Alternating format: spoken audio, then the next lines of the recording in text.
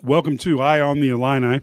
This is Mike Kegley here with Brad Sturdy, and we are going live here tonight to talk a little bit about the Illinois 2025-26 basketball schedule. Brad, that was announced today.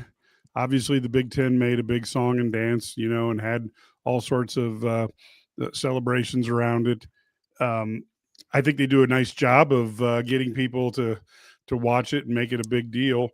What were your thoughts as you peruse some of the schedules as you're trying to keep track of just 18 teams? Yeah, it was interesting. The first thing you notice is you're looking for, who they were going to play, but I think the order does matter. And I really like Illinois starting to the Big Ten season, the way it kicks off for them. So if we kind of look at this and we see that they start off, Ohio State and Nebraska is their December games. You're going to come off after playing. You're going to play UConn and Tennessee before you play at Ohio State. So you ought to be battle tested at that point. You've already played Texas Tech and Alabama as well. So, these are all games that are going to be, kind of those games, but they have prep time too. You know what I mean? Like it's UConn on a Friday and Tennessee not till the next Saturday. They got Ohio State and then Nebraska, and they got some more time off before they hit Missouri and Southern around Christmas.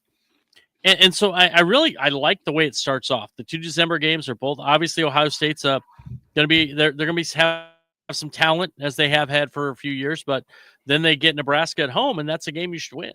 And so you start 2-0 in December, and you feel really good about your Big Ten season then, and you're ahead of the 8 ball then.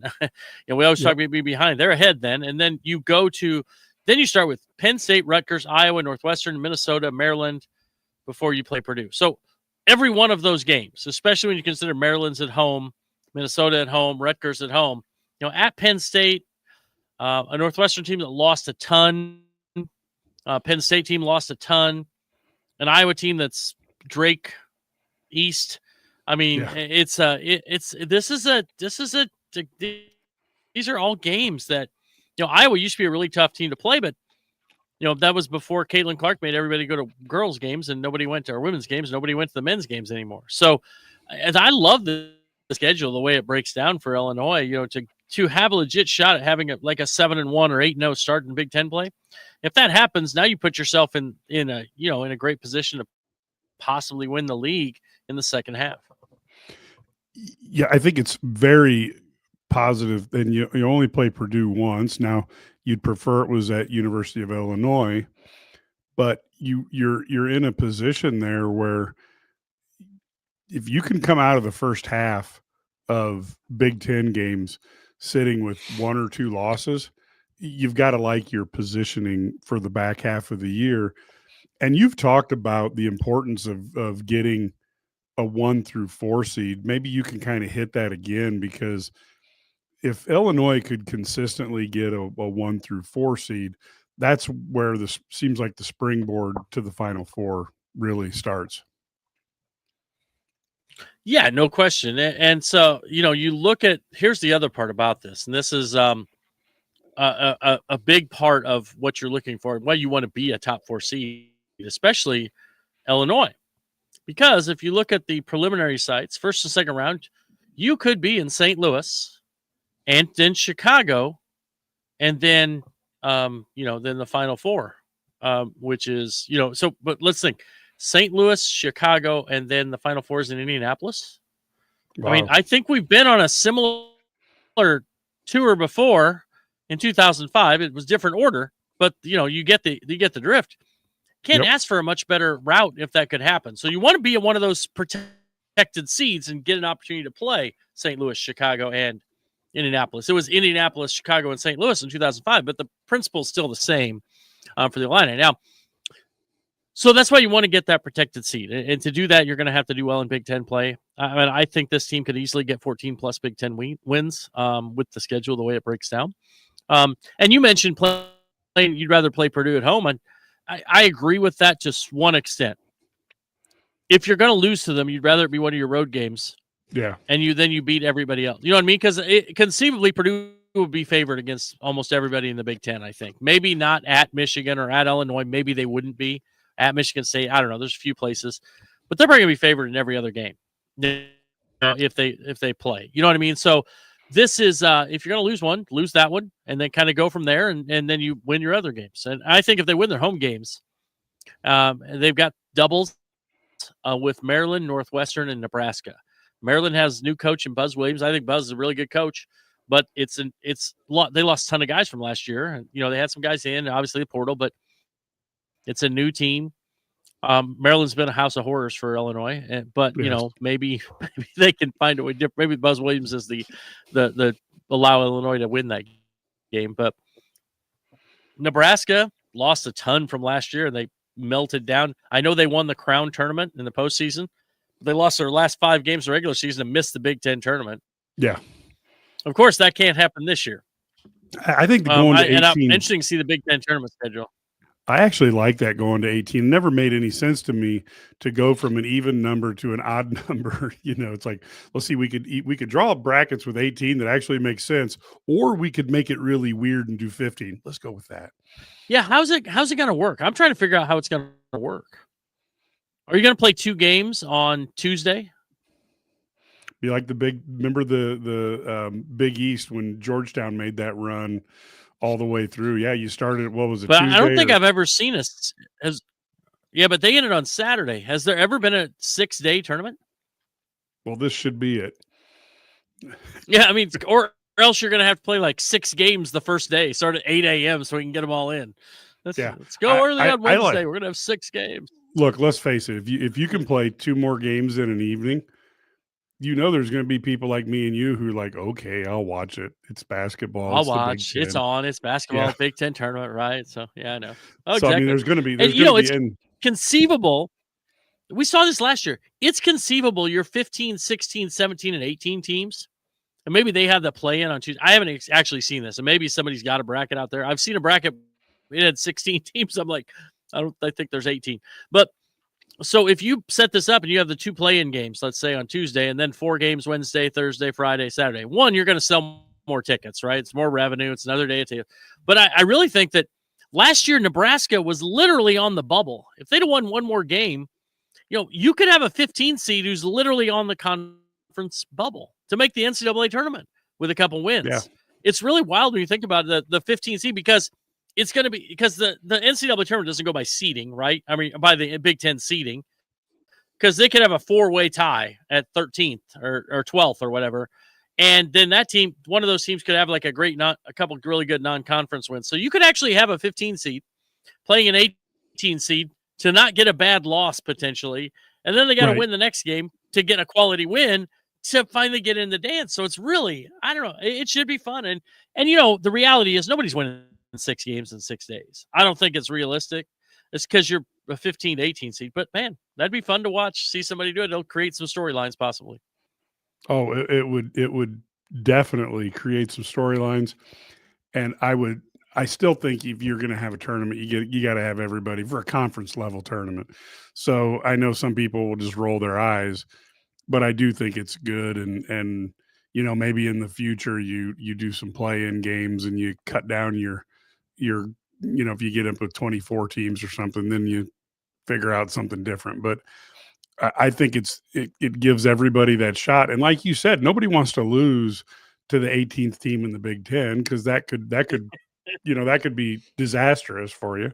And so I think that would add a lot of fun. Now, as you look at this schedule, is there any stretch of this schedule that you think, oh boy, that's going to be the wicked stretch? Is there any area that as you look at, you're like, ugh, or are you pretty content all the way across the board on it? Well, I think that if I'm looking at a stretch here, it is the February 7th through February 21st. They're at Michigan State, Wisconsin at home, Indiana at home, at USC, at UCLA. In 2 weeks, they're playing 5 games. They're traveling from across the continent. I mean, I think that is literally a tough stretch. And that's not necessarily say, they have 2 home games in that stretch, but also Wisconsin is always a good team. They're going to be good. Greg Gard's always going to compete. John Blackwell's a really good player. Indiana's kind of got that new energy with Darren DeVries. I still wonder if they're a mid-major all-star team or whether they have more. We'll see. And then you go to the USC and UCLA, both teams that have quite a bit of talent. You know, I think UCLA underachieved a little bit 2 out of the last couple of years, really, last 3 years. And USC did underachieve a little bit last year, I thought, but they gave Illinois fits in Champaign last year, you know, traveling across the country. So Illinois can kind of return the favor, maybe. But I'm intrigued to watch that stretch. Now, one thing I do like is they come back on February 21st. They'll come back on that. They'll probably, I don't know what, depending on the game time, obviously, game times today, probably come back that night. They don't play Michigan until February 27th. So the cross-country travel, I think coming west to east is much worse than going east to west, right? And I think that, you know, we've seen teams that wrote this. They're going to have a bunch of days to recover. You know, they're going to have a few days to recover. They could take that, literally have Sunday and Monday off even, and just let the kids kind of get back into the swing of things before they start prepping for Michigan. And so that last stretch, so they from February 21st until the Big Ten tournament starts, they says March 11th is when it starts. So I don't know how they're going to do that, but they're going to figure out a way to make those games work. But it says March 11th through the 15th. But so let's say they play on the 12th. Let's say that their first game's on the 12th or even the 13th. I don't know.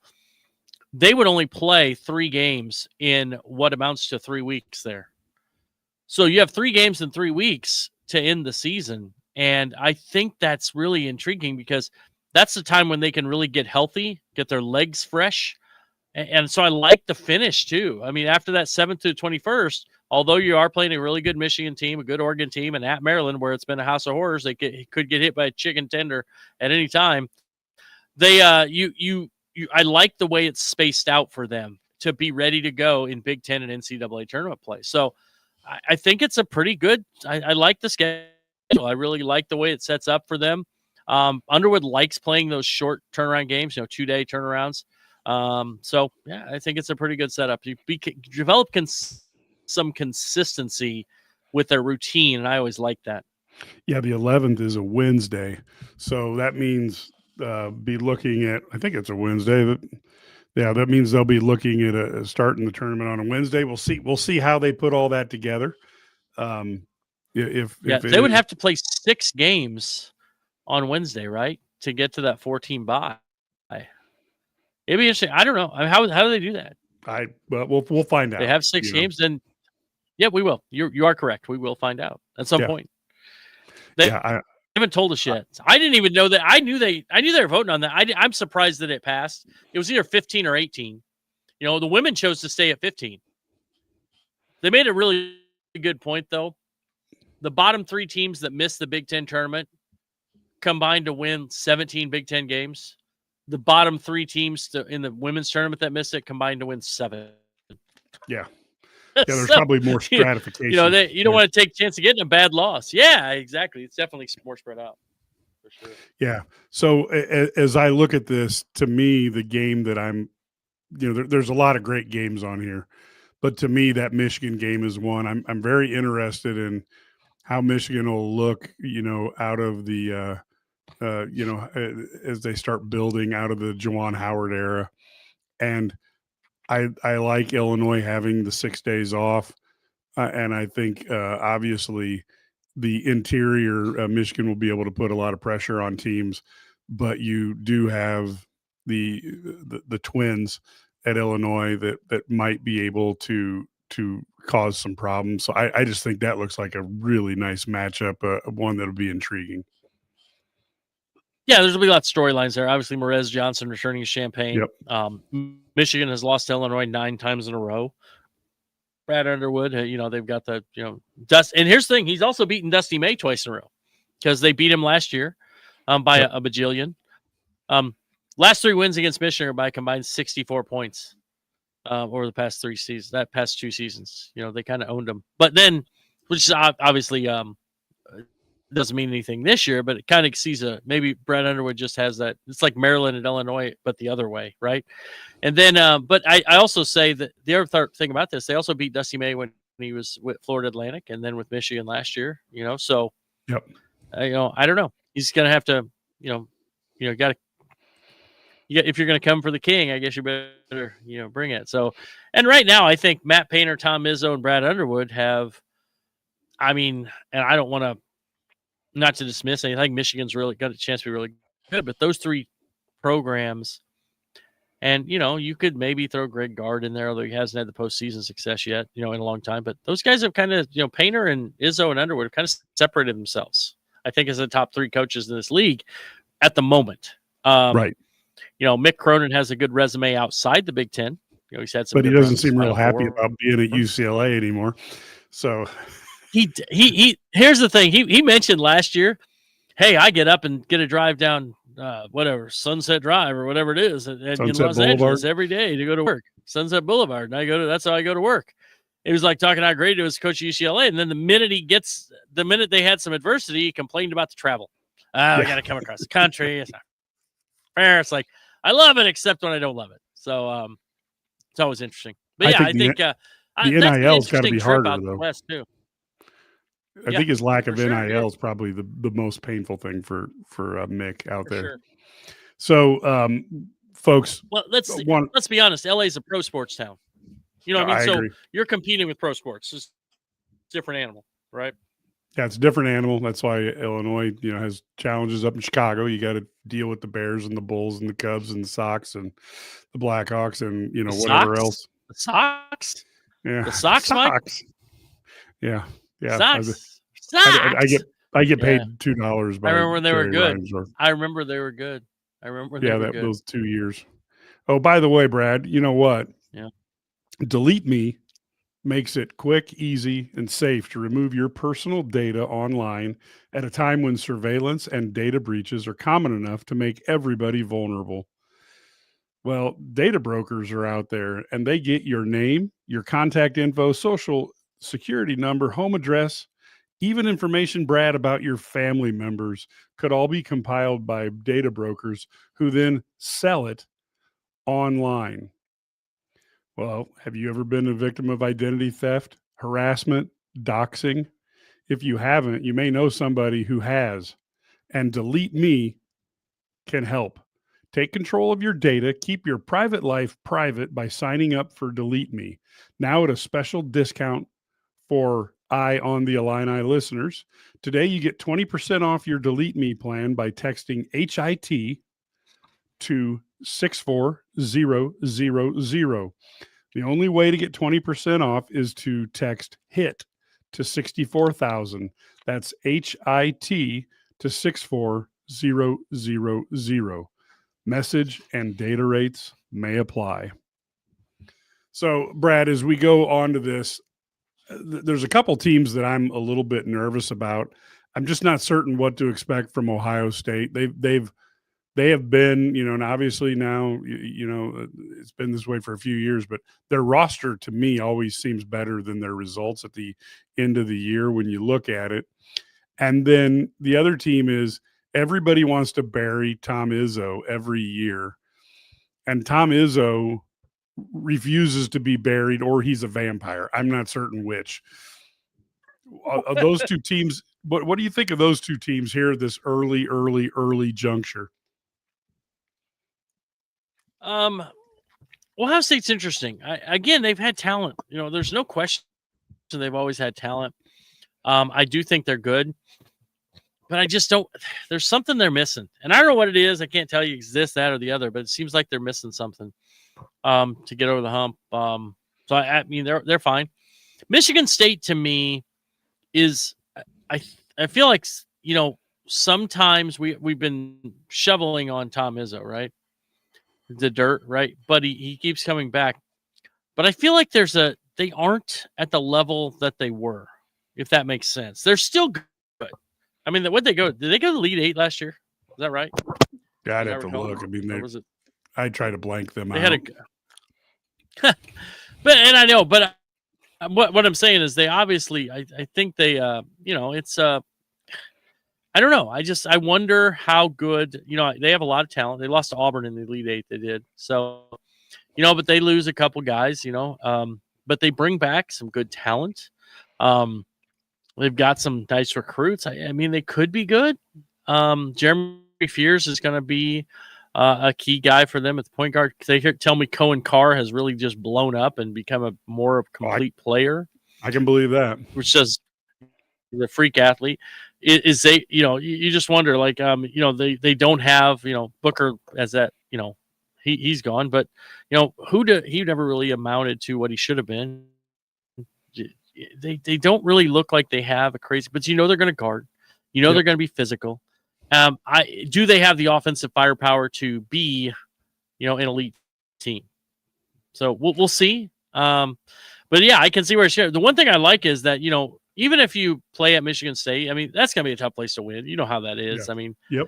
It's a hard game to win. You got to have a really good game. You can't have a bad day, and you're probably going to get some bad breaks.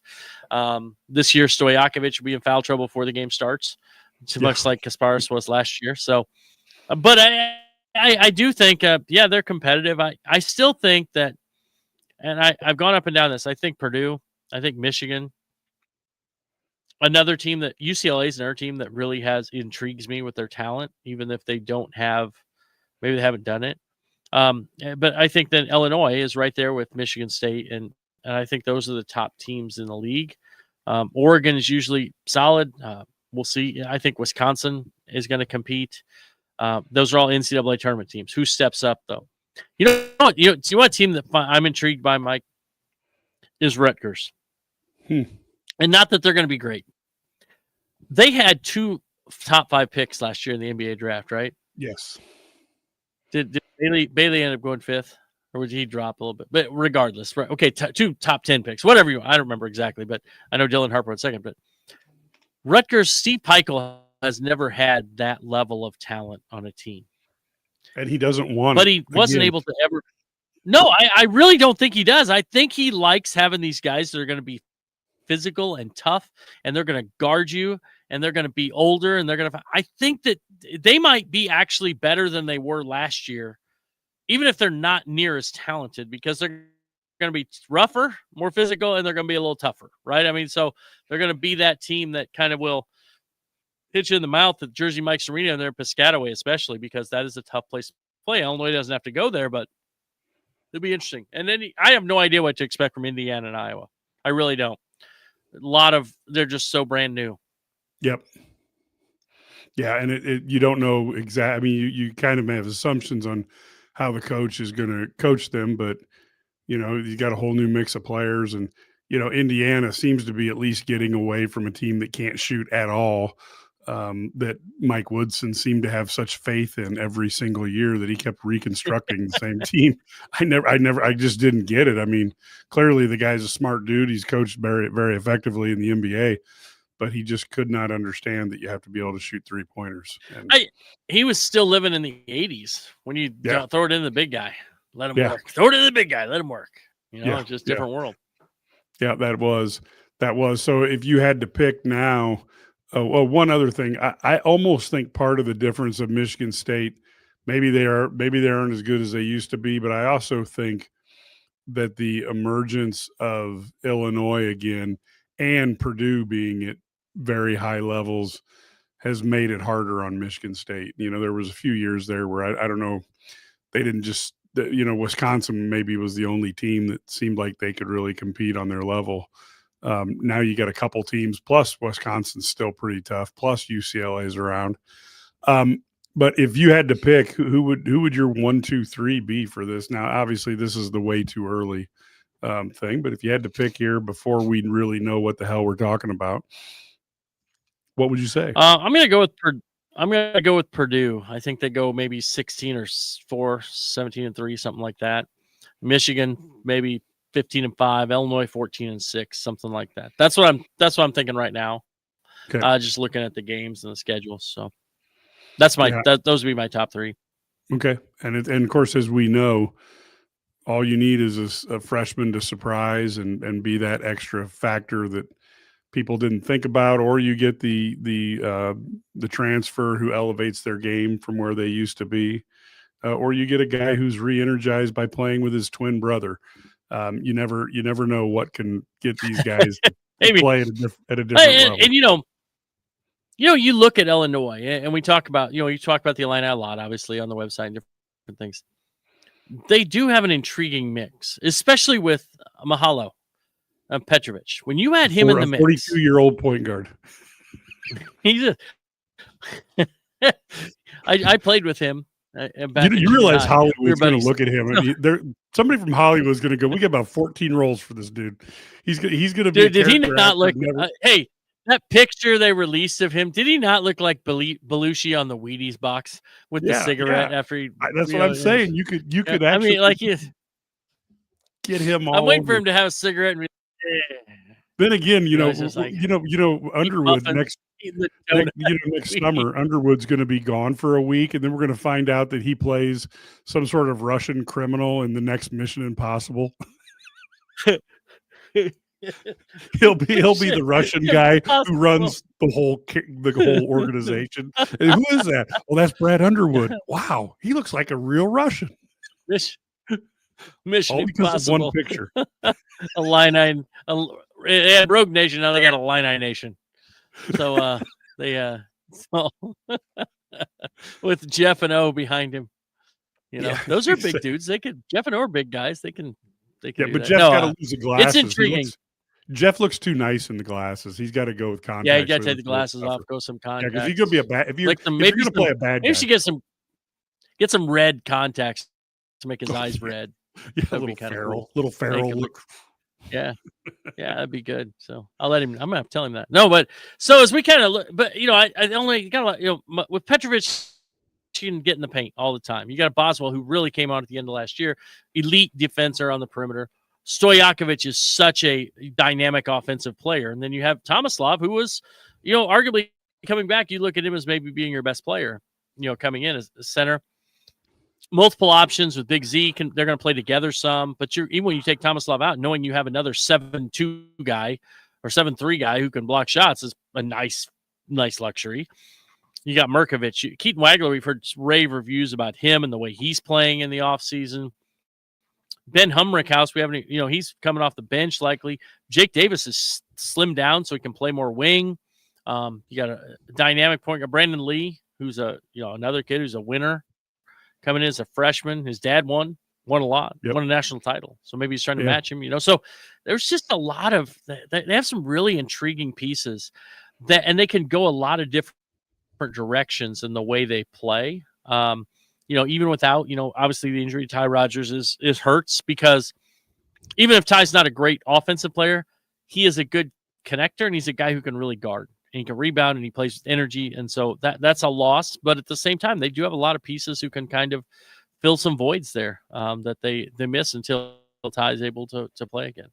Yeah, and I hope he can, because I gotta admit, when I chatted with him a few minutes at the Memphis EYBL thing, he just brings like a very positive force to it. And he was genuinely excited about the prospects for this year, and you just hate to see somebody miss a season when there's somebody who he's not one of those guys who wishes he was somewhere else or looks at the glass half empty. He's a positive guy, so I was really saddened by that, and I hope he can somehow rebound in time to play some, even if it's just maybe after January or after the new year.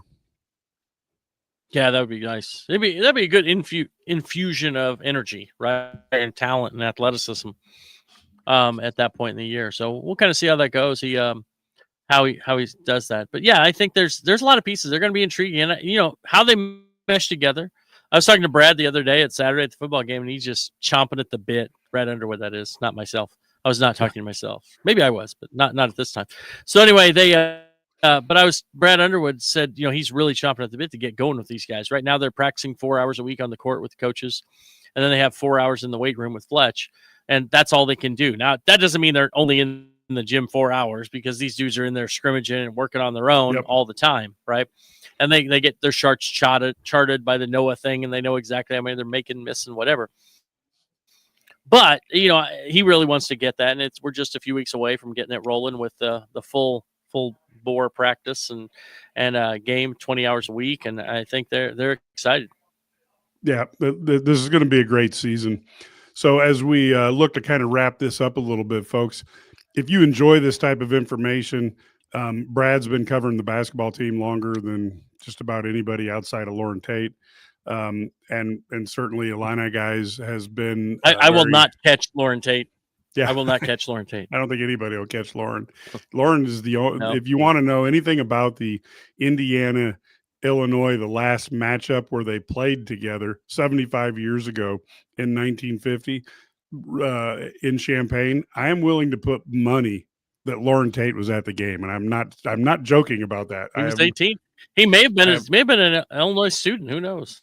Yeah, you never know. But anyway, but Brad's been covering for a long time. Kat, of course, has been covering for a long time. So when you get a membership to IlliniGuys.com, what makes it a little bit different is you can go onto our message board, and that's where instead of a passive thing where you just read or listen to us, you can actually interact and ask questions back and forth and chat about it.